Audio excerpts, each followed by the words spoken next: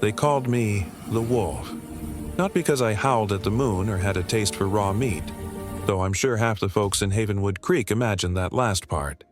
They called me the Wolf because I lived alone. I was silent, and if you saw me coming down the main road, you crossed to the other side, sometimes dragging your kids along like they were about to witness a train wreck. My real name is Silas. I'm just a man, 43 years old, built like an old oak tree and covered in enough beard and flannel that I probably looked like a walking shadow most days. I live way up on the ridge, past where the paved road turns into gravel, and past where the gravel turns into nothing but deer trails. I built my cabin myself, log by heavy log. It's quiet up there. That quiet is the only thing I ever truly wanted. You see, in a small town like Havenwood Creek, nestled deep in the Tennessee foothills, folks need a story. They need something to talk about over coffee at the diner, something to warn their teenagers about when they think about wandering too far after dark. And since I didn't give them any stories, since I didn't drink with them, or pray with them, or even look them in the eye when I bought my supplies, they had to invent one for me. The story they invented was the wolf. It started simple enough. Maybe it was the time. Sheriff Brody found me gutting a deer near the town line. I was wearing my old leather apron, covered in blood and sweat, and I guess I looked pretty fierce. Brody, bless his nervous heart, just stared at the hunting knife in my hand like it was a sword ready for battle. "Just butchering, Sheriff," I'd mumbled, my voice rough from disuse. He just nodded quickly and backed up, tipping his hat like I was royalty he was afraid of offending. A day later, the rumor was that Silas had been caught performing some kind of ritual sacrifice near the old creek bed. Sacrifice? It was a deer, for crying out loud. I was going to eat it? But the fear took root, and once fear takes root in a community, it grows faster than kudzu vine in July. I remember one time clearly, about 5 years back. I needed a new blade for my planer. I'm a woodworker mostly. I make custom furniture for folks way down in Knoxville who don't know I live in a shack, but who pay good money for honest craftsmanship. So I had to drive the old pickup into town, which was always an ordeal for my nerves, not theirs. It was mid-afternoon. I parked near Johnson's Mercantile, the only place in town that sold the kind of tools I needed. I pulled my wool cap down low over my eyes. I didn't want trouble, didn't want looks. I just wanted a blade and the silence of the woods. Again. As I walked across the dusty lot, I heard it. That sharp, immediate intake of breath. The kind that sounds like a tiny balloon popping inside someone's chest. I kept my head down, but I knew who it was. Martha Miller. Martha lived with her husband, David, and their little girl, Lily, in the last house before my road started. They were good people, nervous people. David was a school teacher. Martha managed the church bake sales. They were the very definition of respectable. Martha was standing by the entrance to the Mercantile, holding Lily's hand. Lily couldn't have been more than 3 or 4, a tiny thing with bright red braids that bounced when she moved. As I approached, Martha didn't just pull Lily closer, she practically vacuum-sealed the poor child to her hip.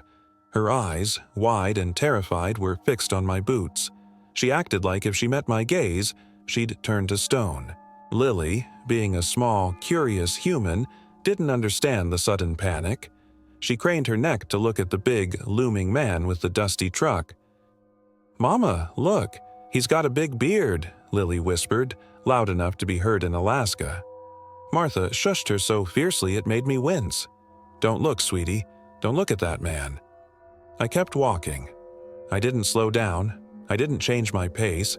I just felt that familiar heavy weight settle on my shoulders, the weight of being guilty of something I hadn't done, and probably never would do. I overheard the next part as I reached the door. Martha's voice was low but laced with panic. "That's the wolf, Lily. He lives in the woods. He doesn't like little girls. You have to be quiet and stay close, or the wolf might—" She trailed off, unable to finish the implied threat. "Or the wolf might eat you." I stopped with my hand on the door handle. I TTID. Didn't turn around, but I felt the heat rising in my neck. It wasn't anger, not really. It was just exhaustion. How many times did I have to hear myself described as a monster? I took a deep breath, fighting the urge to turn and say, "Lady, I just want a planer blade. I've spent the last 3 hours sanding a cherrywood table. I am not a threat to your toddler." But I didn't. I never did. Because I knew that if I spoke, if I tried to explain, they wouldn't hear Silas the woodworker. They would hear the growl of the wolf. So I pushed the door open, the bell above the entrance jingling mournfully, and stepped inside the cool, dark store. Old Man Johnson, who ran the place, was stacking cans of beans. He was one of the few people who didn't flinch when I walked in, mostly because he saw dollar signs, not fangs. "Silas," he grunted, wiping his hands on his apron. "Back again, huh? You must be building half the state with the amount of lumber you buy." "Just need a new blade for the number 4, I replied, keeping my voice low. "Back aisle, 3rd shelf up. Be quick about it, though. Martha Miller outside is looking like she's about to faint just knowing you're in the same parking lot." He chuckled, a dry, rattling sound. I didn't laugh. I didn't move fast, either. I took my time walking to the back, savoring the cool air and the smell of sawdust and stale coffee. That's how my life went, year after year. A constant, grinding isolation. I wasn't married, had no family left in the area, and I certainly wasn't going to try dating anyone in Havenwood Creek. Imagine the first date. "So, what do you do for fun, Silas?" "Oh, mostly I just try not to terrify the local population." I was feared, yes, but the funny thing about being feared is that it also makes you invisible. People don't look closely at what they're afraid of. They just see the shape of the monster they've created. They didn't see the careful precision I used when crafting a dovetail joint. They didn't see the books I read by the fire, mostly poetry and old history. They didn't see the tiny, perfectly carved wooden birds I sometimes left on the porch railing of Mrs. Henderson, the old lady who lived down the road and was too sweet to fear anyone. They just saw the wolf, the creature of shadow and silence, and frankly, after a while, I started playing the part. It was easier than trying to fight the reputation. I stopped shaving regularly. I stopped making eye contact. If people wanted a monster, fine. A monster demands respect through distance. My little cabin on the ridge became my fortress. I had my tools, my wood, my 2 dogs, Old Blue and Young Copper, and the vast, echoing quiet of the National Forest behind me. I had everything I needed, except maybe the simple warmth of human companionship. But I told myself I didn't miss it. Loneliness is a choice, I figured, when the alternative is constant judgment.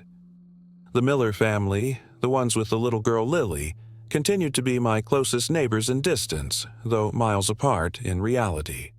Their house sat right where the woods thickened, just before the first incline of the mountain. I often saw Lily playing in their fenced backyard when I drove by, always supervised, always within the safe perimeter. She was a flash of red hair and boundless energy. Sometimes I'd see her looking up toward the ridge where my cabin was, her tiny hand shading her eyes. I always sped up a little then, not wanting her to catch my eye. I didn't want to be the subject of another panicked whisper. But I watched them. I watched all the families who lived on the edge of the woods. It's funny, the things you notice when you live in silence. You notice the shift in the wind, the cry of a hawk, and the pattern of routine in the houses below. I knew that David Miller, the father, left for the school precisely at 7:15 a.m. every weekday. I knew Martha took Lily to the community park on Tuesday mornings. I knew the rhythm of their lives because their lives bumped right up against mine, the dangerous edge of the wilderness. And that wilderness?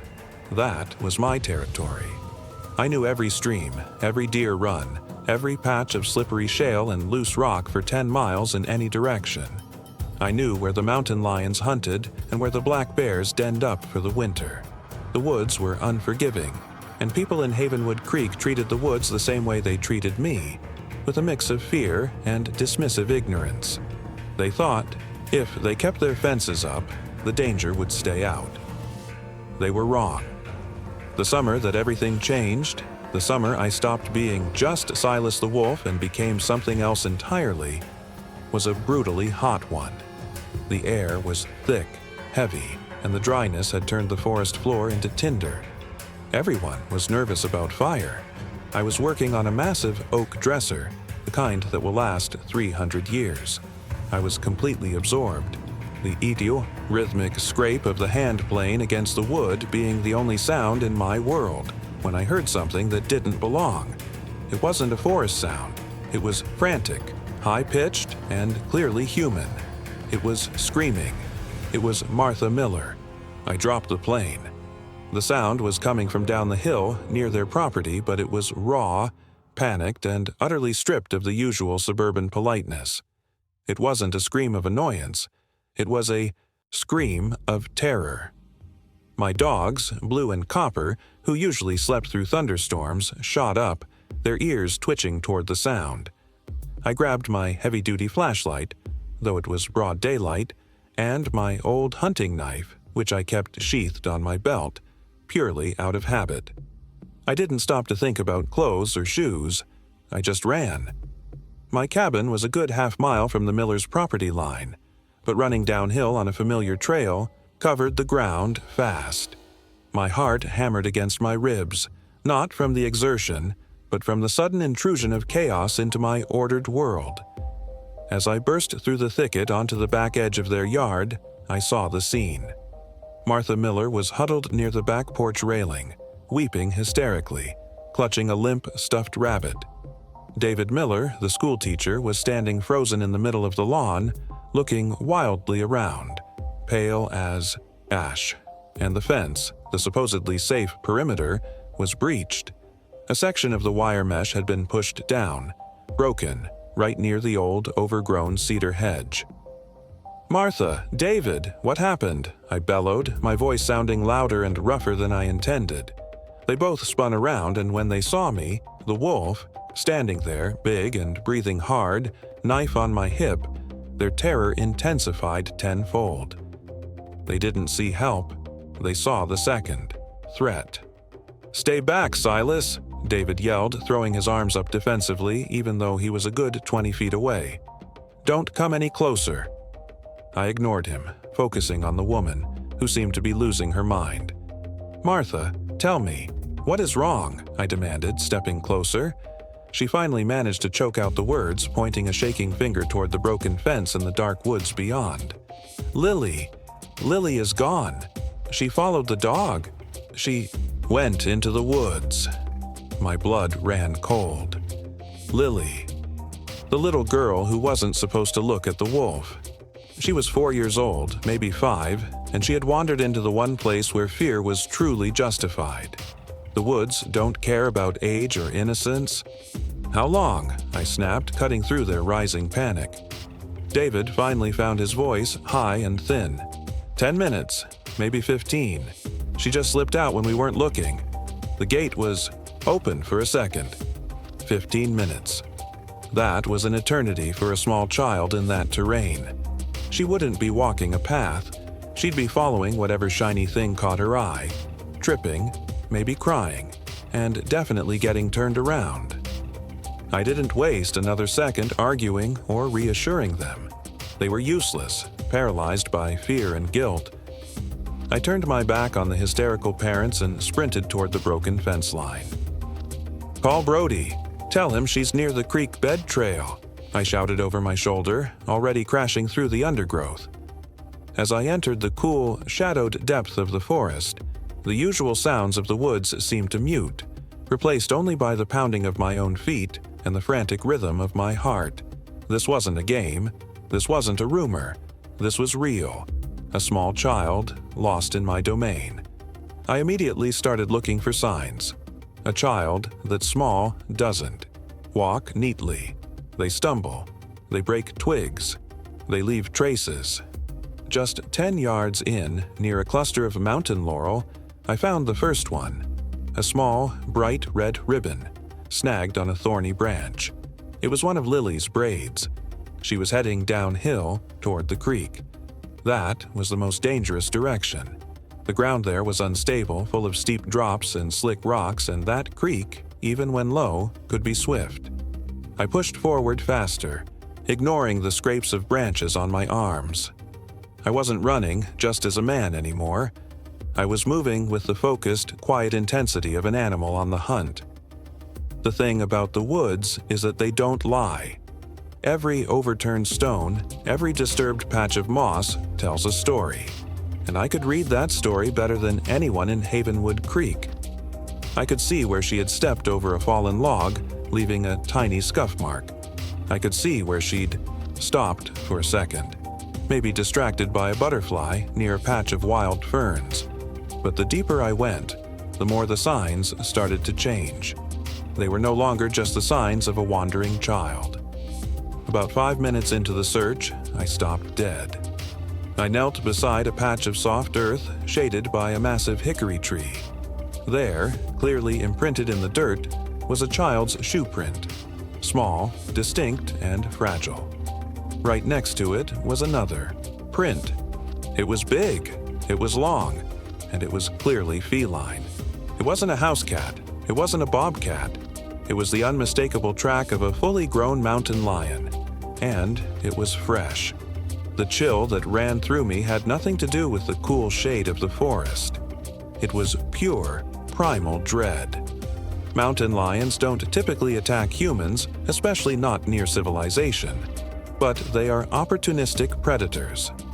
A small, moving target, alone and crying, looks exactly like prey.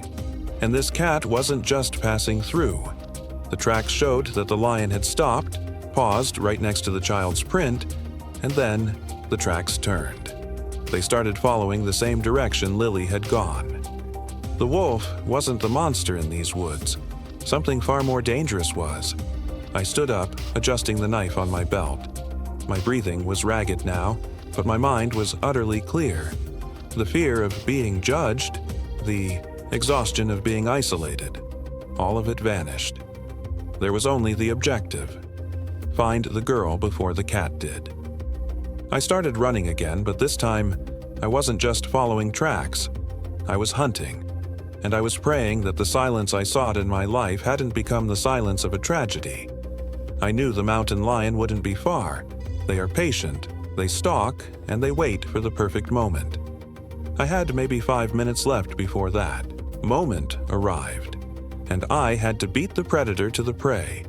This wasn't just about saving Lily.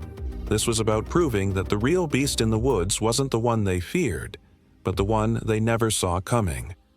I burst over a small rise, and there, below me, the creek bed opened up into a small, rocky clearing. And I saw them. Lily was huddled beside a large boulder, her small shoulders shaking, clutching the stuffed rabbit. She was crying, silently, tears making clean streaks down her dusty cheeks. And 30 feet from her, slowly circling, tail twitching, was the mountain lion. Massive, golden, and absolutely focused. It was preparing to spring. The time for stealth was over.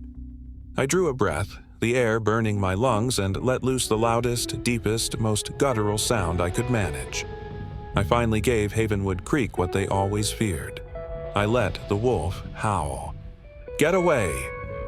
I roared, charging down the slope, crashing through the brush like a freight train. The mountain lion snapped its head up, startled by the sudden, massive noise. Its focus shifted instantly from the tiny girl to the huge, noisy thing barreling toward it. For a terrifying, endless second, the great cat fixed its yellow eyes on mine, and in those eyes, I saw not fear, but calculation. I wasn't prey. I was competition. I didn't slow down. I closed the distance, knife in hand. I knew I couldn't outfight this beast, but I could make myself look bigger, louder, and crazier than it wanted to deal with. The lion crouched low, a low, rumbling growl starting deep in its chest. I took one more step, planting myself between the predator and the child. "Go!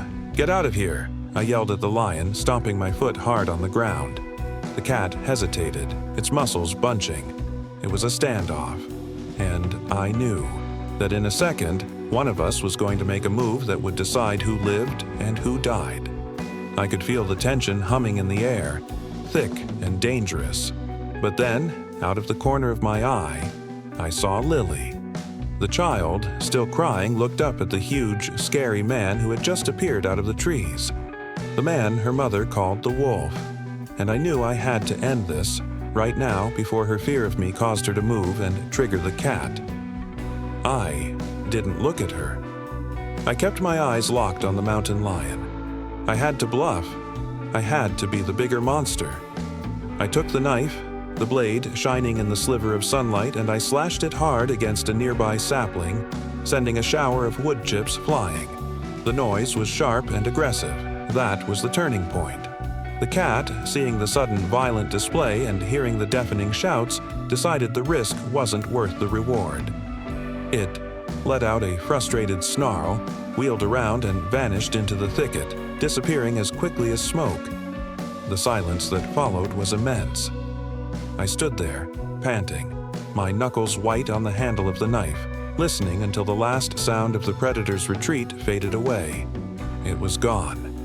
I slowly lowered the knife and turned around. Lily was still huddled by the rock. She wasn't screaming anymore.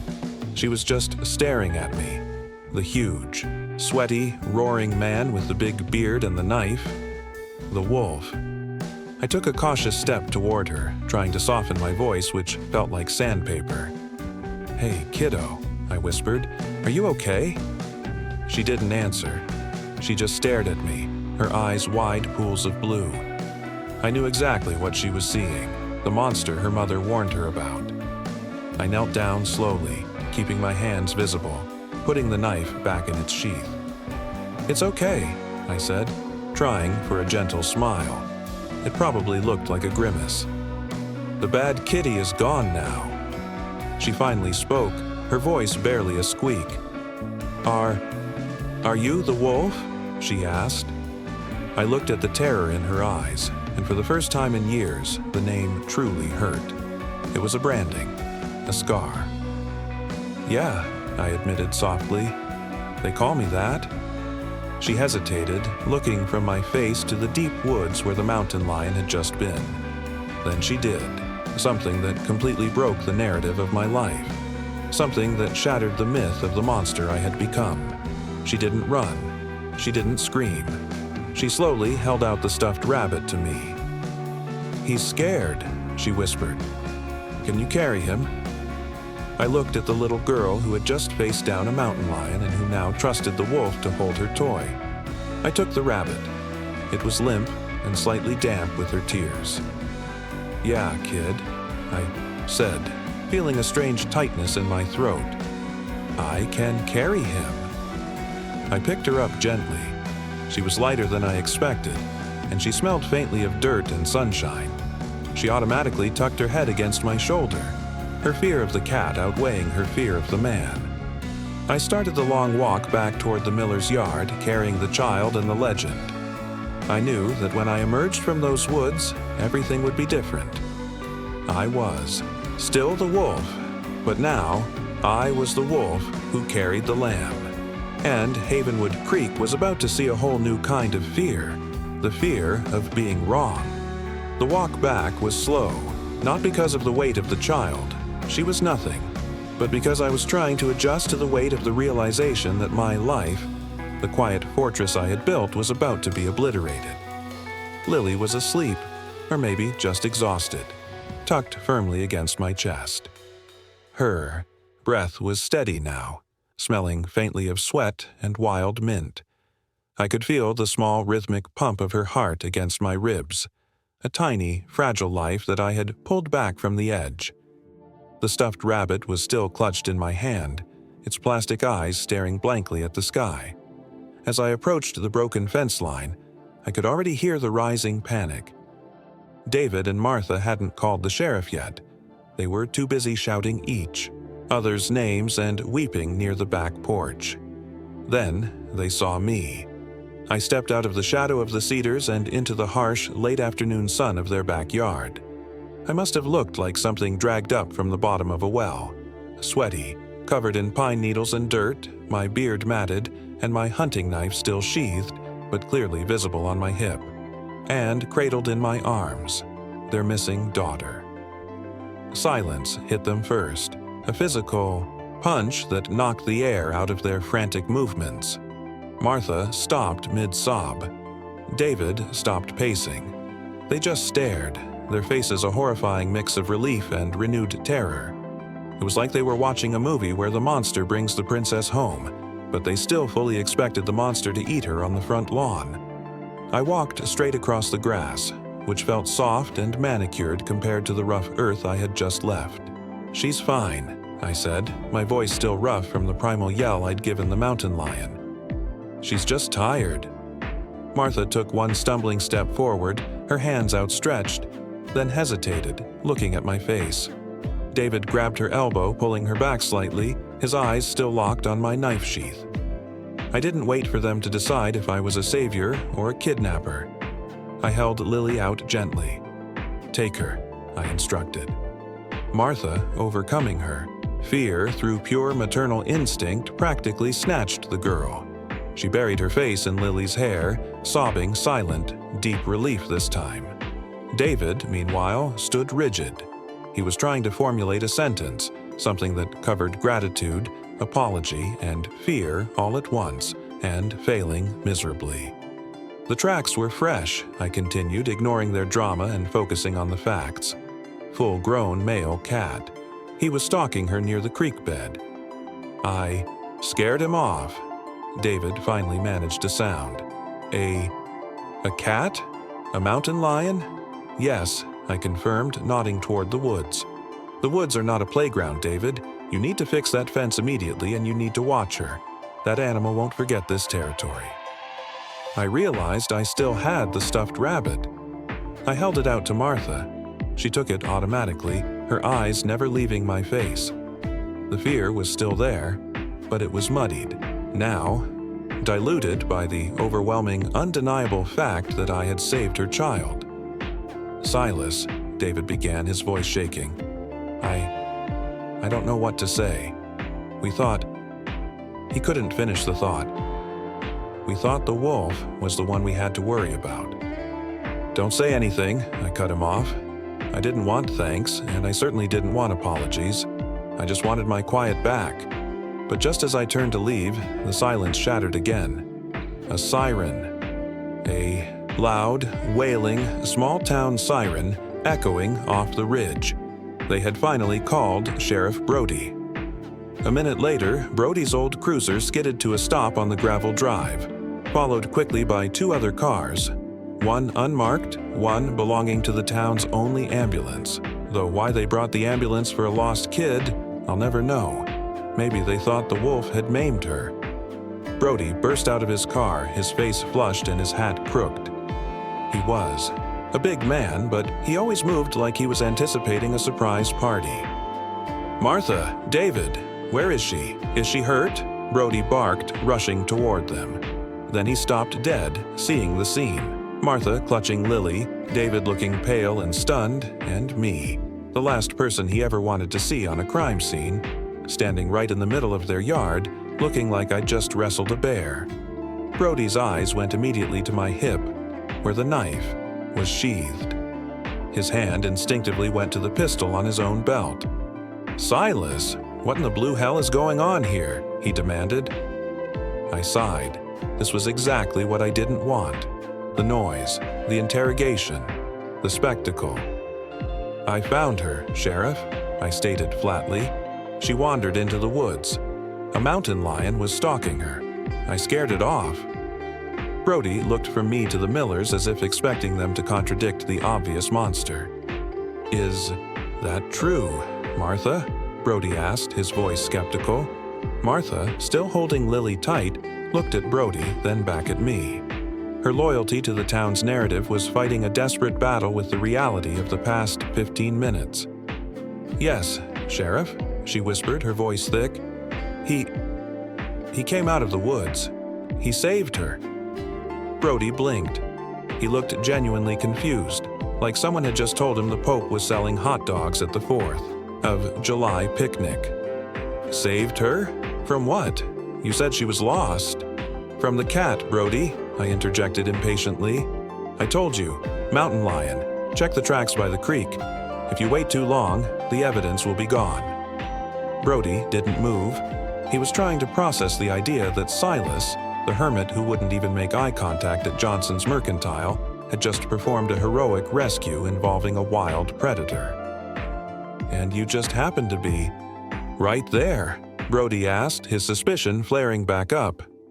I heard the screaming, I corrected him. I live right up the ridge. It's my territory, Sheriff.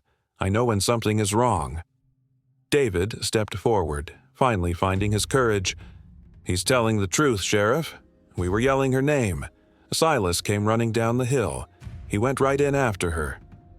The other officers and the EMTs were milling around now, and the neighbors, Mrs.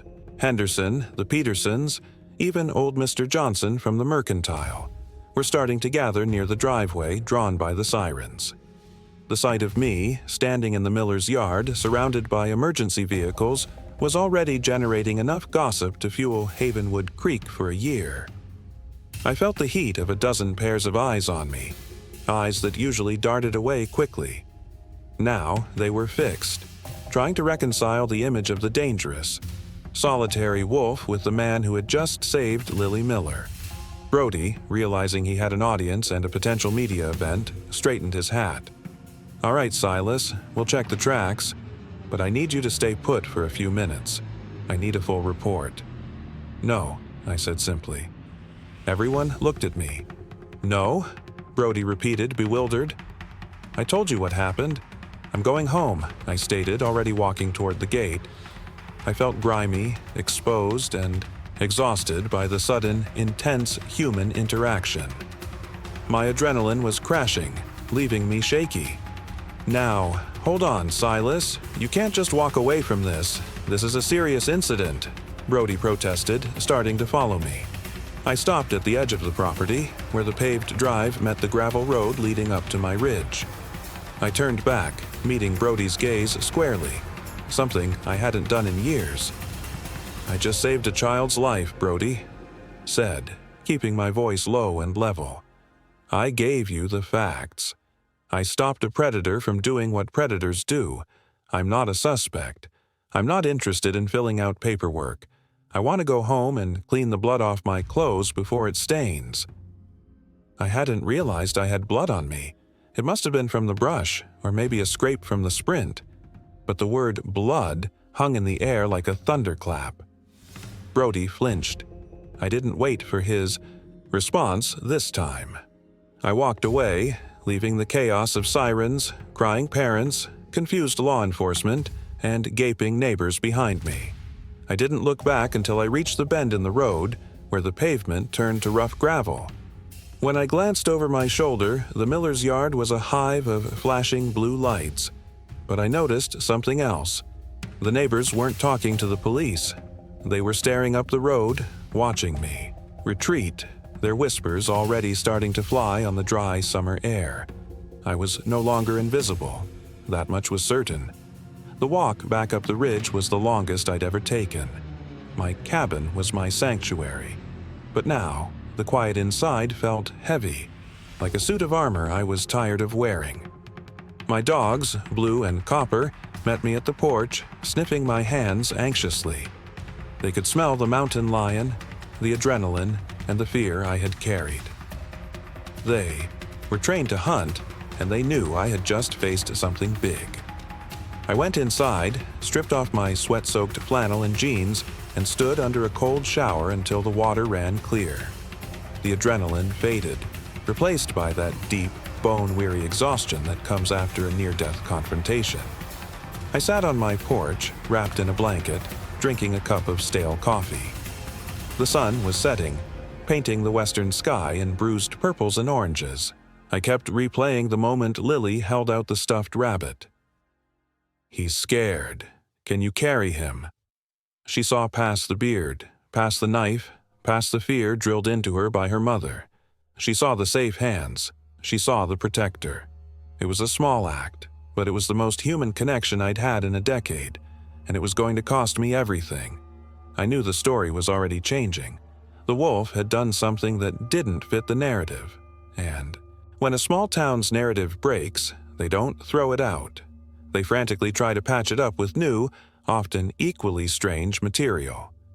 The next morning, the silence was different. It wasn't the peaceful, insulating quiet I cultivated. It was the tense, waiting quiet of a town holding its breath. I had planned to spend the day finishing that oak dresser, but I couldn't focus. I kept waiting for the knock, the phone call, the inevitable intrusion. It came around 10 o'clock, not as a knock, but as the sound of tires crunching on the gravel near my mailbox. It was David Miller. He had driven his sensible sedan as far up the road as he dared, then walked the rest of the way. He looked even more stressed than he had the day before, wearing a clean shirt and looking terribly out of place against the backdrop of my rough-hewn cabin. I stood up from my workbench and walked out onto the porch. "David," I acknowledged, leaning against a post.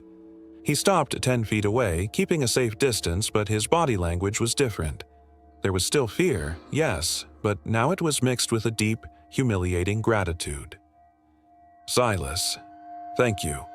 Again," he said, fiddling with something in his hands. "She all right?" I asked. "She's perfect, sleeping soundly. The doctor checked her over. She just had a bad fright." He paused, swallowing hard. "They found the tracks, by the way. Brody confirmed it. It was a massive cat." "I know," I said. David stepped closer, holding out what he had been fumbling with, a thick, folded envelope. Martha and I wanted to offer you this. It's not much, but please take it, for what you did." I didn't take the envelope. I didn't even look at it. "Put your money away, David," I said, my voice cold. He looked shocked. "But it's a reward. We want to compensate you." "I didn't save your daughter for compensation," I explained, pushing off the post and taking a step toward him, forcing him to look me in the eye. "I saved her because a child was in danger in the woods I watch over. That's payment enough." I knew why he wanted to give me money. It was a way to put me back in a neat box. The hired help, the eccentric who did a job. It was easier than dealing with the moral complexity of owing a debt to the monster. "Just keep her safe," I finished, "and fix that fence." He lowered the envelope slowly, looking defeated. We will. He turned to leave, but stopped before reaching the steps. "Silas, I need to ask you something. I know what we've said about you, what Martha has told Lily. It was wrong. We were afraid of what we didn't understand." He looked genuinely miserable. "How do we fix that?" I shrugged. "You don't. You just live with it." "I have." He drove away, the envelope still clutched in his hand. But the real fix was already happening, outside of my control. 2 days later, I drove down to Johnson's Mercantile to pick up some oil finish. I hadn't been in town since the rescue, and I was dreading it. I parked my truck, pulled my cap low, and walked toward the store. The usual ritual began, the immediate cessation of chatter, the turning of heads. But this time, the reaction was different. It wasn't the sharp, fearful intake of breath. It was a quieter, more intense scrutiny. Curiosity had replaced terror. As I passed the diner, I heard a snippet of conversation, louder than they intended. Swore he looked like a bear himself, rushing out the woods. But little Lily just held his hand, they say. A mountain lion. Can you believe it? And Silas, the wolf, saves her? They were talking about me, yes, but the tone had shifted. I was no longer the threat. I was the phenomenon. I walked into Johnson's Mercantile. Old man Johnson was behind the counter, looking like he was about to burst with excitement. "Silas!" he boomed, not even waiting for me to ask for anything. "Welcome back, hero." I winced. Hero. A title that felt heavy and ill-fitting, like trying to wear a tuxedo over my flannel. Just need the Danish oil, Johnson, I mumbled, heading toward the back aisle. He followed me. He couldn't help himself. The whole town is talking about it, son. Brody came by here yesterday asking me if you were always so aggressive. I told him, Brody, Silas is just quiet, but you push him and he gets things done. Folks are calling you the guardian of the ridge now. I stopped, turning to him. Don't call me that, Johnson. Why not? You earned it. You saved Lily Miller. That girl is the apple of Martha's eye. They're practically saints in this town, and you saved her. You're a local legend now. I prefer being the quiet guy who buys tools, I sighed, grabbing the oil finish. Too late for that, Silas. Too late. Johnson lowered his voice conspiratorially. Listen, the editor of the Havenwood Herald called me. They want an interview. They want the story of the day the wolf turned into a sheepdog. Tell them to get lost, I said instantly. I figured you'd say that. But listen, the point is, you're not invisible anymore, and that's a good thing, isn't it? I paid for the oil and left quickly. No, it wasn't a good thing.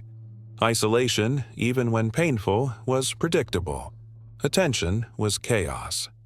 The biggest change came later that week. I was back at the cabin, trying to regain my rhythm, when I heard the unmistakable sound of a vehicle struggling up my dirt road. It wasn't David. It was Sheriff Brody in his cruiser. He parked near my woodpile and got out slowly, taking off his hat and wiping his brow. He wasn't wearing his gun belt this time. He looked like a man coming to apologize to a very big, cranky dog. Silas, got a minute? He asked. What is it, Brody? He walked over and leaned against the railing, looking out over the view of the valley. Look, I came up here for a couple of reasons. First, the official 1. The mountain lion has been sighted a few miles north. They're setting traps, but it's a big territory.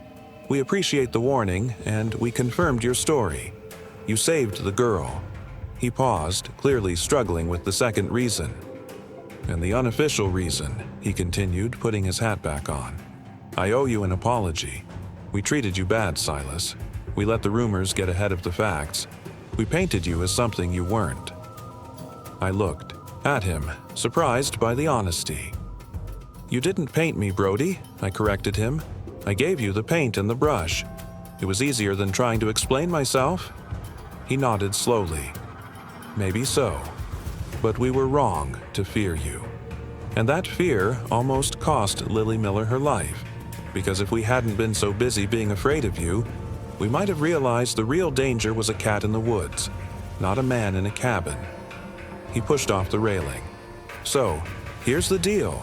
I'm not asking you to join the church picnic, Silas, but I am asking you to stop being invisible. What do you mean? I mean, you know these woods better than anyone. We're losing the light earlier now. Kids get lost, hikers wander off. We've always been worried about sending search parties up here because frankly we thought we'd run into you. He chuckled weakly at his own dark humor. I want to deputize you. Unofficially. If something goes wrong in the deep woods, I call you first. You track. You find. You keep your silence. You keep your knife. You just help us keep the real dangers away from the town. I stared at him. The thought of being drawn into the community, even in this peripheral utilitarian way, felt like a breach of contract with myself. But the idea of being respected for my knowledge, for my competence in the wilderness, was tempting. I don't want a badge, I said. No badge, just a phone number, and maybe a new reputation. Brody smiled, a genuine, relieved smile. The man who knows the woods, the one who saved Lily. I thought about Lily's face, trusting me with her stuffed rabbit. I thought about the sheer terror of that mountain lion track next to her tiny shoe print. I couldn't go back to being the man who didn't care. Fine, Brody, I agreed, but if you bring a reporter up here, I'll feed him to the deer. Brody laughed, a full, hearty sound. Deal, Silas, deal. He left, and this time, the quiet that settled back over the ridge felt different. It was still my quiet, but it was now a quiet built on a foundation of reality, not myth. But the town wasn't done with me yet. They needed a more satisfying conclusion to the story of the wolf. They needed to make the hero fit the legend. The following Sunday, I stayed home, working on my dresser, the rhythmic sound of the plane soothing my nerves. I was avoiding the town, knowing that the local church service would have been dominated by the story of Lily's rescue. Around lunchtime, I heard movement outside my cabin. Too much movement for just a hiker or a deer. I walked to the window and looked out. My jaw almost dropped onto the floorboards. Parked below, near the mailbox, was a caravan of vehicles.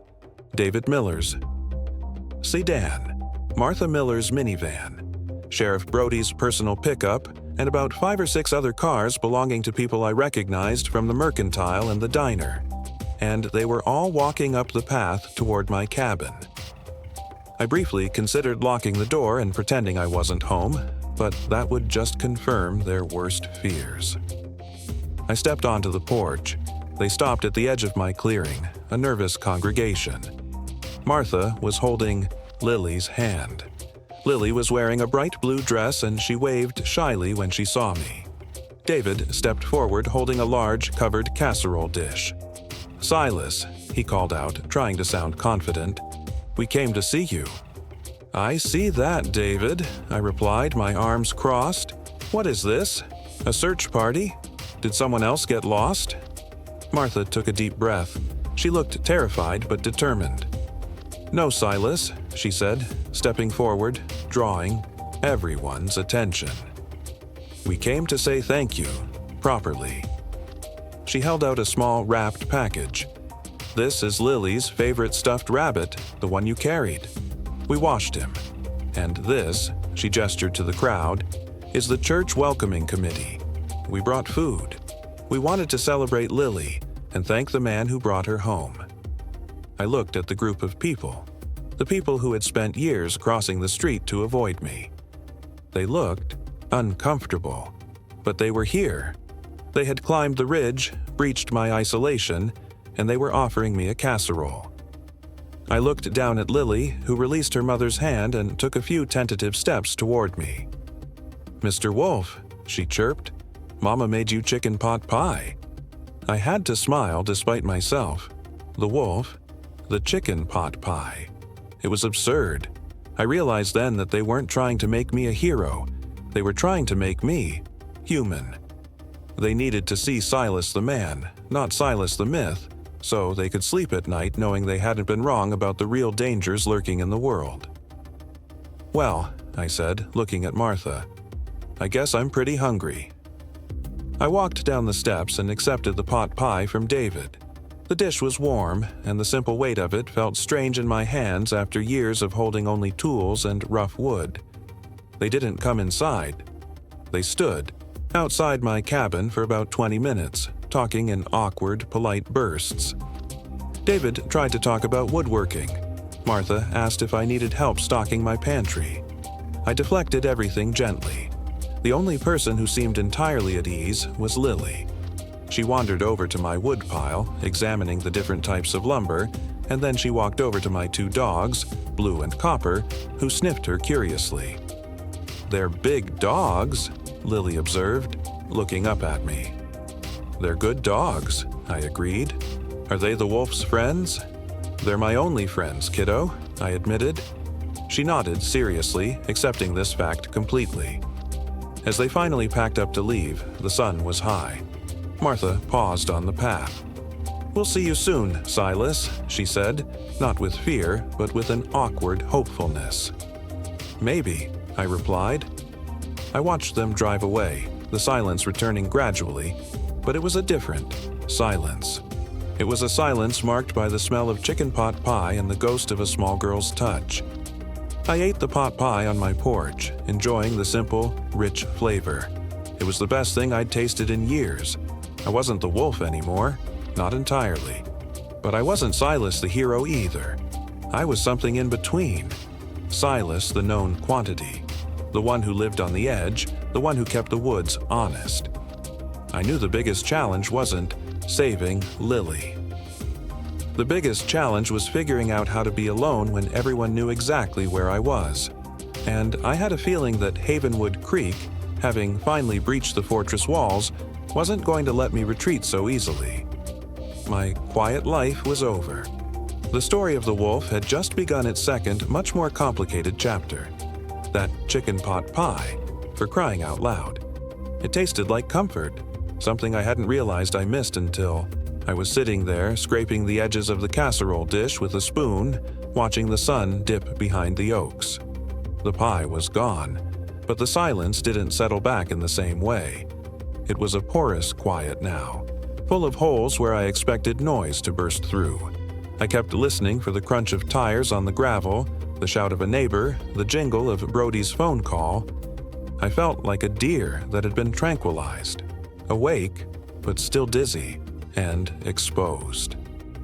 My fortress wasn't locked anymore. It had been breached by a 4-year-old girl and a dish of comfort food. The intrusion started small and annoying. People in Havenwood Creek, now that they knew I wasn't going to eat their children, seemed to think I was some kind of strange protected landmark they could approach carefully. A few days after the pot pie incident, I found a small burlap bag tied to my mailbox. Inside was a fresh loaf of sourdough bread, still warm, and a jar of homemade blackberry jam. No note, just a silent offering to the wolf. Then there was the hiker, a young guy from Knoxville who somehow managed to navigate the winding logging roads until he hit my driveway. "Excuse me, sir," he said, looking nervously at Blue and Copper, who were eyeing him like a misplaced steak. "Are you Silas, the one who lives on the ridge?" "I am," I grunted. "Awesome. My buddies down in town said you're the best guy to ask. Which way is the trail to the old fire lookout? The map is terrible." He wasn't afraid of me. He treated me like a reliable GPS system. It was baffling. I gave him the directions, detailed and precise, and he thanked me like I'd just handed him a winning lottery ticket. I spent the next week trying to lose myself in my work again, focusing on a set of hickory chairs. But the focus kept slipping. My mind kept drifting to the sound of that mountain lion's hiss and the feeling of Lily's small, trusting weight against my shoulder. Then came the official intrusion. It was Brody, calling on the old satellite phone I kept charged for emergencies. "Silas, it's Brody. I need you. Not a search and rescue, but close enough." "What is it?" I asked, already pulling on my boots. Old man Hemmings, the logger, he stored his new skidder, $80,000 piece of equipment, down by the old quarry road last night. Went back this morning, it's gone. No sign of tire tracks on the main road. If they took it through the deep woods, maybe trying to drag it out to Highway 40 through the back trails. And this was exactly the kind of job my new, unofficial role was meant for. Finding a stolen skidder in the forest is a job for a tracker, not a patrol officer. "I'll be down there in 30 minutes, I told him. Tracking machinery is different from tracking a child or a deer. It leaves massive, obvious marks, but the thieves would have been careful to cover their initial tracks. My job wasn't to follow tire marks, it was to find the least obvious path they took. When I met Brody at the quarry site, he was with a couple of deputies, all looking frustrated and lost, staring at the thick woods. We figured they must have loaded it onto a flatbed, but where? Brody gestured helplessly. I didn't bother with the obvious. I walked straight past the quarry edge, ignoring the road, and went into the thick brush. I spent 10 minutes circling the perimeter, my eyes on the subtle signs. Broken twigs, disturbed moss, a faint smear of oil on a low-hanging branch. "They didn't load it here," I announced, pointing toward a barely visible cut in the undergrowth. "They drove it, about a quarter-mile due west, over that old creek bed, and then they stopped." Brody looked dubious. "Why would they drive it through that mess?" "Because nobody would look there," I explained patiently. "They knew the road was watched. They drove it far enough into the woods to be hidden, then loaded it under the cover of the canopy, probably using that old logging path that hasn't been used in 20 years. I led them through the dense woods. moving with the quiet efficiency I was known for. The deputies struggled to keep up, sweating and cursing the briars. I moved like the woods were an extension of my own home. Sure enough, a quarter-mile in, we found a large, flat clearing with deep, fresh tire tracks from a heavy transport truck, tracks that were definitely not from the skidder. The thieves had driven the skidder to this spot, loaded it, and then used the overgrown logging path to slip out onto a back county road. I pointed out the direction. If you hurry, you might catch them before they hit the state line. They've got a 7-hour head start, but that old path is rough. They'll be driving slow. Brody was astounded. He didn't even try to hide it. "Silas, you're a miracle worker," he said, pulling out his phone. "You just saved Hemmings $80,000.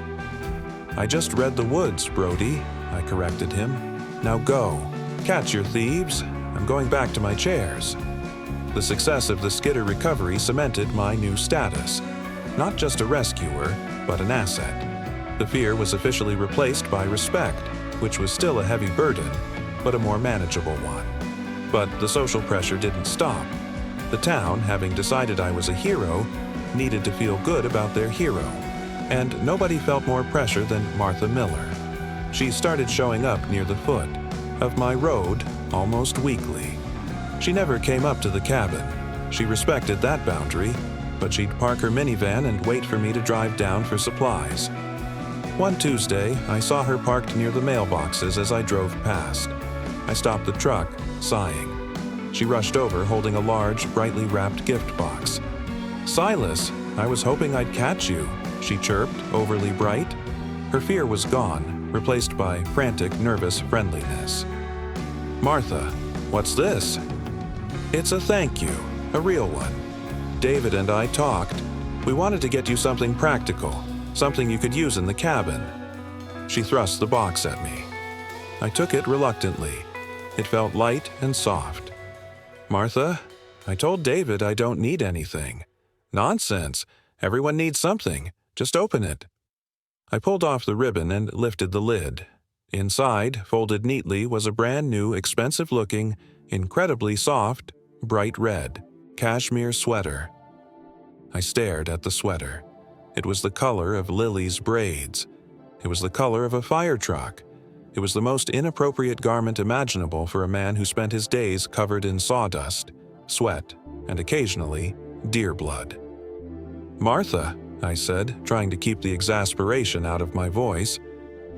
"I appreciate the thought, but I wear flannel and leather. I can't wear cashmere." She looked crushed. "Oh, I thought it looked warm. And you live up on the cold ridge." "I have a wood stove, Martha, and I cut my own wood. I don't need cashmere. It would be ruined in an hour." She wrung her hands. "Well, what can we get you? A gift certificate to Johnson's? We just want to repay you." "You don't owe me," I insisted, handing the box back. "The debt is settled. Just keep Lily safe. That's all the payment I need." She took the sweater back, looking utterly defeated. She didn't understand. She saw repayment as transactional. I saw the rescue as an inherent duty of living in the wilderness. Her constant attempts to give me things felt like an attempt to buy back her peace of mind, not an act of genuine friendship. The only acceptable interaction was with Lily. Sometimes, when I was checking the perimeter of my property, I'd see Lily and Martha on a supervised walk near the boundary. Lily would often break away, run right, up to the fence line, and talk to me without any residual fear. "Mr. Wolf, did you see the big hawk today?" she'd ask. "I did, kiddo. He's hunting field mice," I'd reply, kneeling down so I didn't look so towering. One afternoon, she came to the fence holding a drawing. It was a crayon picture of a large, bearded man with a smiling face, standing next to a small girl and a very large, spotted cat that was running away. "This is you fighting the bad kitty," she explained proudly. "That's a good picture, Lily." "Can you make me a little bird that can sit on my window?" she asked. That I could do. That was a request for my skill, not my heroism. "I can do that," I promised. The next day, I carved a tiny cedar wren, perfectly detailed, and left it on their mailbox before dawn. When I drove past later, Lily was standing on the porch, holding the wren and waving it at me. She wasn't afraid. She was delighted. This was the strange, fragile bridge between my world and theirs. Lily, the recipient of the rescue, was the only one who didn't feel the need to apologize or repay me. She simply accepted my presence. As summer burned into a humid, sticky August, the town prepared for the annual Havenwood Creek Founders Day Festival, a day of BBQ, bad local bands, and endless gossip. I had planned to stay hidden. I had enough supplies to last a month. I wasn't going to subject myself to the hero worship and the awkward stares. But Brody had other ideas. He called me the morning of the festival. "Silas, I need you to do me a favor. If it involves tracking a lost cow, I'm busy. Worse, it involves showing your face," the Millers insisted. "They're running the booth for the animal shelter fundraiser, and they want you there for an hour. Just an hour. To shake hands and tell people about the mountain lion. They think it'll double their donations." I bristled. "I'm not a sideshow, Brody." I know, but hear me out. Martha and David are still struggling with how to treat you. If you show up, if you accept their gesture, it gives them peace. It closes the loop. And frankly, people need to see that the wolf is just Silas, the guy who knows how to use a knife on a mountain lion, not on a person.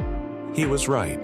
If I kept refusing all interaction, the town would eventually create a new, darker narrative to explain my continued isolation. They had to see me, touch the hem of the legend, and then they could move on. "Fine," I grumbled. "1 hour, and if anyone mentions Kashmir, I'm leaving." I drove my dusty old pickup into town, parking far away from the main square. I put on my cleanest flannel shirt, which still smelled faintly of pine and wood polish, and reluctantly walked toward the noise. The square was packed. The air smelled of burnt sugar, hot dogs, and cheap beer. As I walked through the crowd, the effect was immediate and pronounced. The buzzing chatter died down in waves, spreading outward from my location like a ripple in a pond. People stopped eating their corn dogs. Kids stopped chasing each other. They stared. The old fear was definitely mixed with something new. Awe, reverence, and a deep, uncomfortable curiosity. I could hear the stage announcer, a local radio DJ, talking about the spirit of Havenwood Creek. I found the animal shelter booth, which was located right next to the dunk tank. Martha and David were there, wearing matching bright yellow volunteer shirts. They spotted me and their faces immediately lit up with forced enthusiasm. "Silas, you made it," David exclaimed, rushing over and shaking my hand vigorously. His grip was clammy. "1 hour, David, that's the deal," I reminded him. Martha stepped up, looking much more composed than she had been on my ridge. "Thank you for coming. We just need you to stand here. People want to meet you." She pointed to a small, roped-off area with a sign that read, "Meet Silas, Guardian of the Ridge and Wilderness Expert." I felt my neck heat up. Guardian of the Ridge. It sounded ridiculous. Lily, however, was delighted. She was sitting at a small table, coloring, and she jumped up. "Mr. Wolf, you're here." She ran up and hugged my leg, completely unconcerned about my rough clothes or my imposing size. This was the crucial difference. To Lily, I was just Silas, the friendly giant who carved birds and scared away bad kitties. Her acceptance was the only thing that made the next hour bearable. The line started immediately. It wasn't a line of people wanting autographs, but a line of people wanting absolution. First came Mrs. Henderson, the sweet old lady. She didn't look scared. She looked guilty. "Silas, dear," she whispered, patting my arm. "I always told the girls you were a good man. Just misunderstood. But I didn't push back when they called you names. I'm sorry." "It's fine, Mrs. Henderson," I mumbled. Next was Johnson, the mercantile owner, who looked like he was basking in my reflected glory. "Told you he was a legend," Johnson boomed to the crowd. "Best tracker in 3 states." Then came a young mother, clutching her toddler, who looked at me with wide, tearful eyes. "Thank you, Silas," she choked out. "Thank you for showing us that we were wrong. We'll teach our kids better." The hour was an exhausting parade of apologies, gratefulness, and awkward attempts at camaraderie. They didn't just want to thank me for saving Lily. They wanted to apologize for the years of fear, and every apology chipped away at the armor I had built. I kept my answers short, focusing on the facts: the mountain lion, the terrain, the need for caution.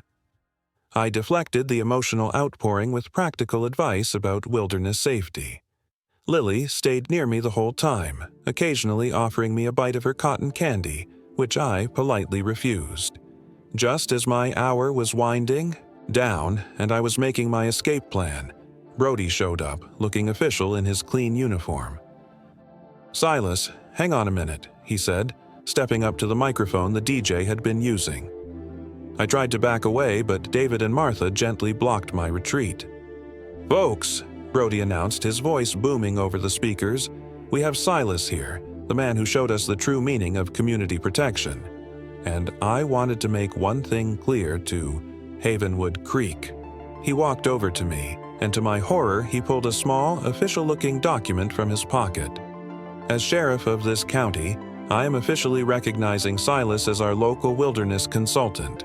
He is our eyes and ears on the ridge. And to make it official," Brody grinned, "we're giving him the only thing that fits his reputation." Brody reached into a small box and pulled out a simple, rough-hewn leather cuff, similar to the wrist guards I wore when working wood. It wasn't a shiny badge, thank God. "The Guardian's cuff," Brody declared, wrapping the leather around my wrist and securing it. "A symbol that the man in the woods is watching over us." The crowd erupted in applause. I stood there, trapped, feeling the rough leather tighten on my wrist. I couldn't tear it off without causing a scene. I looked down at the cuff. It was simple, functional, and deeply meaningful to the people who had just handed it to me. It wasn't a badge of honor, it was a shackle of responsibility. The moment the applause peaked, I nodded curtly to Brody, gave Lily a quick wave, and walked straight out of the square. I didn't stop for questions or for more apologies. I just walked until I reached my truck. As I drove back up the ridge, the sun was lower, the air was cooler, and the solitude was complete again. But the silence held the echo of 1,000 voices, and my wrist bore the weight of a town's expectations. I was no longer just running from judgment. Now, I was running toward the duty they had imposed on me. I spent the next few weeks trying to adjust to the heavy presence of the leather cuff. I worked with it on, I slept with it on. It was a constant reminder that I was no longer a ghost. The strange thing was, the intrusions didn't stop, but they changed in nature. People weren't just apologizing anymore, they were seeking advice. The phone started ringing. Not just Brody, but neighbors. "Silas, I found a snake near my porch. Is it copperhead or just a rat snake?" "Silas, the river is rising fast. Should I move my equipment?" "Silas, I heard a strange cry in the night, too big for a coyote. What was it?" I answered them all, patiently and factually. I couldn't help it. My knowledge of the woods was deep, and ignoring their genuine concerns felt irresponsible. I had spent years being the man who didn't care. Now, I was the man who couldn't stop caring. My life was no longer defined by what I avoided, but by what I protected. One afternoon, I was sitting on my porch, enjoying a rare moment of peace, when I saw something glinting in the late afternoon light, down near the curve of the road. It was a small car, not a truck or a cruiser, and it was parked partially hidden in the brush. My immediate instinct was defensive. Who was trespassing now? I walked down slowly, blue and copper trotting silently ahead of me. As I got closer, I saw the driver was a woman. She was sitting on the hood of her small, slightly battered sedan, drawing in a sketchbook. She had dark, practical clothes and her hair was pulled back. She looked utterly absorbed in her work. She wasn't from Havenwood Creek. Her car had out-of-state plates, North Carolina. She looked up when she heard the dogs approach, but she didn't jump or scream. She simply smiled, a quiet, professional smile, and closed her sketchbook. "Hello, Silas," she said, her voice calm and level. I stopped about 10 feet away. "You know my name." "I do. My name is Clara. Clara Hayes. I'm the editor from the Havenwood Herald. Well, technically, I'm the owner, editor, reporter, and photographer," she said, gesturing to the small camera case beside her. "I've been trying to get a moment with you for weeks." My heart sank. A reporter. The final, unavoidable breach of my privacy. "I told Johnson to tell you to get lost," I stated flatly. "He did," she confirmed, standing up. She wasn't tall, but she had an authoritative presence. "But I don't take no for an answer when a story is this good. I'm not here to write about the wolf that eats children, Silas. I'm here to write about the Silas that saves them." She walked toward me, not with fear, but with a respectful confidence that was unsettling. She didn't try to touch me or apologize. She just offered me the truth, plain and simple. "I've talked to Brody. I've talked to the Millers. I've seen the tracks. You are the only person who can truly explain the difference between the woods the town fears and the woods you protect." She paused, looking at the cabin, then at the forest behind it. "I want to write a long piece, not a quick headline. A feature about the man who chose isolation, but found community anyway. I want to show people why they should trust the man who lives on the ridge." I looked at her, searching for the angle, the sensationalism, the lie. There was none. She looked like a woman who simply needed the facts for her job. "I don't talk about myself," I warned her.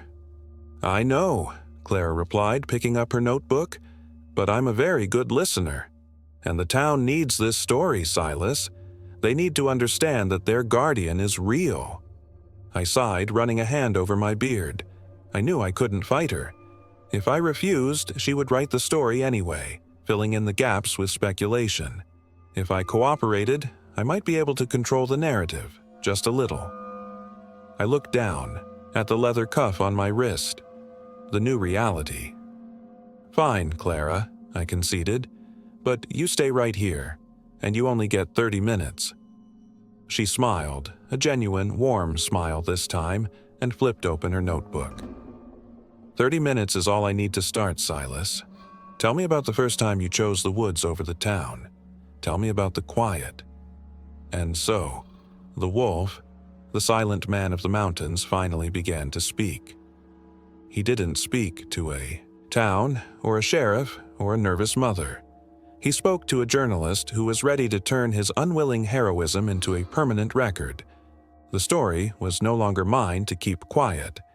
It belonged to Havenwood Creek now, and I had a feeling that this conversation, this final step into the light, was going to change things more profoundly than even the rescue itself. 30 minutes. That was the deal. And Clara Hayes, the small-town editor with the big city focus, used every second of it. She didn't ask me about my feelings. She didn't ask why I chose to live alone. She seemed to understand that answer was written on every log of my cabin. She asked about the mountain lion. She asked about the tracks. She asked about the difference between a deer trail and a lost child's path. "Silas," she said, her pen scratching quickly across the paper, "when you heard Martha scream, you didn't hesitate. Most people would have called 911 and waited. Why did you run straight into the woods?" I leaned against the truck, looking up at the high ridge. "Because I knew what was out there," I answered simply. "And I knew they didn't. The woods aren't a theme park, Clara. They're a living thing. If you live here, you learn the rules. When a small child breaks those rules, you don't wait for someone else who doesn't know the territory to find her." "So it was a duty to the land, not to the people?" she pressed. I considered that. It was an honest question. "It was duty to the truth," I finally said. "The truth is, the real dangers aren't the ones you whisper about at night. They're the ones that move silently in the shadows. I scared off a mountain lion. That was my job. The whispers, those are just noise." Clara smiled, that professional, knowing smile. "I think that's the headline right there. Iti Silas. The real danger is the silence, not the man." She didn't stay long. She took a few pictures of my cabin, from a respectful distance, and then she packed up her gear. She didn't ask for a selfie or try to sell me a subscription. She just thanked me for my time and drove away, leaving a fresh layer of dust on my truck.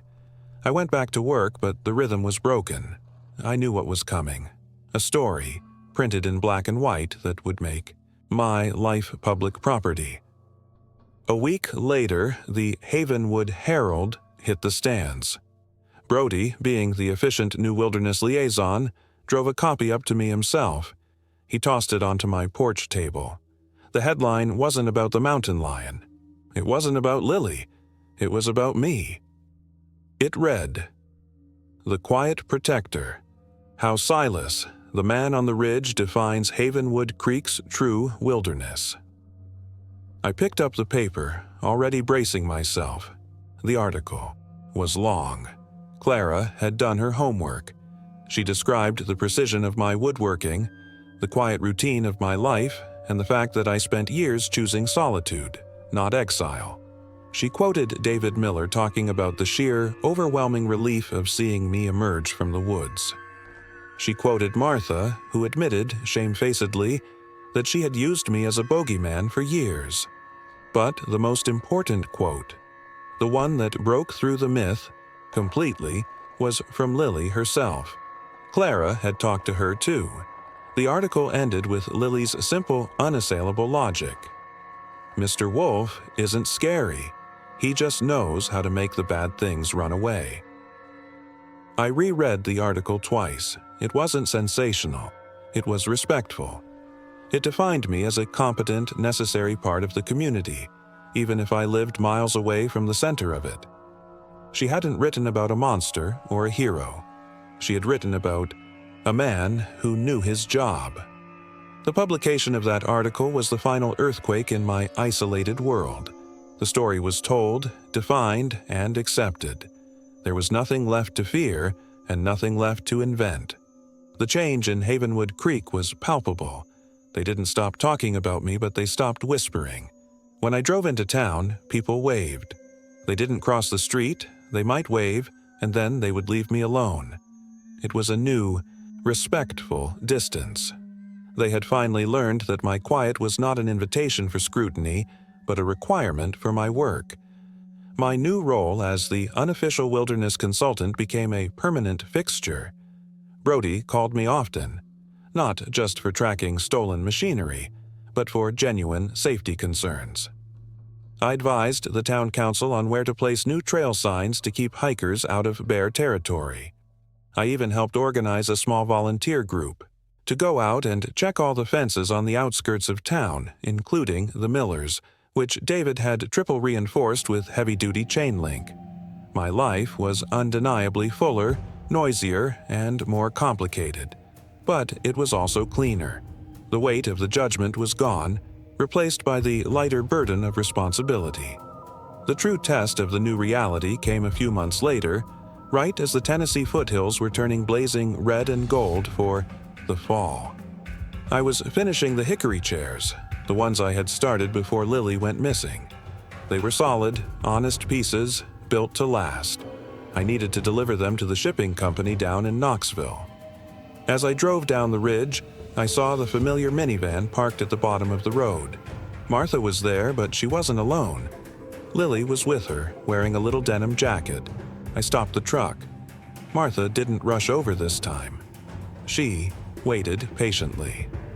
"Silas," Martha said, approaching the window. She no longer looked nervous. She looked comfortable, if a little shy. "We just wanted to catch you before you left." Lily insisted. Lily skipped up to the window, holding something small and white in her hand. "Mr. Wolf," she announced, holding up the object. It was a small, perfectly smooth river stone. It's a wishing rock. You have to make a wish and keep it safe. I took the stone. It was cool and felt good against my palm. "Thank you, Lily," I said. "What should I wish for?" She tilted her head, her red braids bouncing. "Wish for the quiet, but not too quiet. Just enough quiet to hear the birds." I looked at the little girl who had shattered my silence and then taught me what true quiet meant. The quiet that was respected, not feared. The quiet that was a choice, not an escape. "That's a good wish, kiddo," I smiled, a genuine smile that felt easy and natural. "I think I can manage that." Martha stepped closer, her hands clasped. "We're still struggling with the whole hero thing, Silas. We don't know how to repay you." I held up the smooth stone, then touched the leather cuff on my wrist, the guardian's cuff. "You don't have to repay me, Martha," I said, my voice steady. "You just have to trust me, and you do. That's enough." I put the truck in gear. "See you soon, Silas," Martha called out. "Keep that fence locked," I replied, pulling onto the paved road. As I drove toward Knoxville, the hickory chairs rattling gently in the back, I felt the rough leather of the cuff and the cool smoothness of Lily's wishing stone. I was still Silas, 43 years old, built like an old oak tree, and covered in enough beard and flannel to look like a shadow. I still lived way up on the ridge, past the gravel, in the deep woods. But now, when I walked into the silence of my cabin, it wasn't the heavy, lonely quiet of a man hiding from the world. It was the vast, echoing quiet of a man who belonged exactly where he was.